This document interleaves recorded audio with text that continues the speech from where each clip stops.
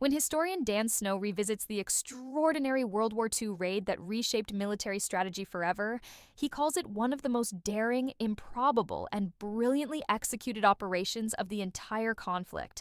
A mission so bold that even today, elite units study it as a blueprint for courage under impossible odds. In the dark days of the war, when the Allies were desperate for a victory that would shock the world and prove that Germany's fortress of industry was not invincible, a small band of highly trained commandos was chosen for a mission so dangerous that their chances of returning alive were judged barely 1 in 4. They were young, determined, and fearless, men who volunteered knowing the target was not a battlefield, but a heavily defended industrial facility deep in enemy territory, guarded by floodlights, anti-aircraft guns, and layers of barbed wire. As Dan Snow explains, these commandos trained relentlessly, learning to navigate icy rivers, blast through concrete, and move silently under moonless skies. Their operation required absolute precision.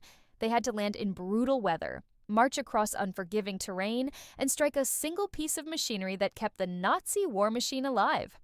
On the night of the raid, fighting snowstorms, exhaustion, and the bitter cold, they pressed on, guided only by grit and the belief that the fate of millions depended on them. Snow describes how, upon reaching the target, the commandos worked with surgical focus, placing explosives in cramped, frozen tunnels while German guards patrolled just meters above them. When the charges blew, a thunderous roar tore through the night, shattering the facility and halting Germany's ambitions in an instant. But the escape was equally harrowing. Chased by enemy patrols, cut off from extraction routes, and forced to scatter into the wilderness, many of the raiders trekked through mountains and blizzards, surviving on sheer willpower while the world waited for news. Dan Snow emphasizes that the raid's success echoed far beyond the explosion itself. It inspired resistance movements, shook German confidence, and proved that small elite teams could change the course of a global war.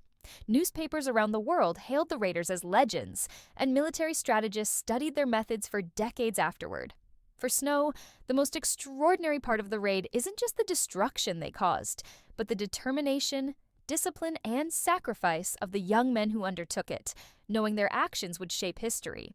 Their bravery, frozen into the snows and mountains where they fought, remains a testament to what ordinary men can accomplish when the world needs extraordinary heroes.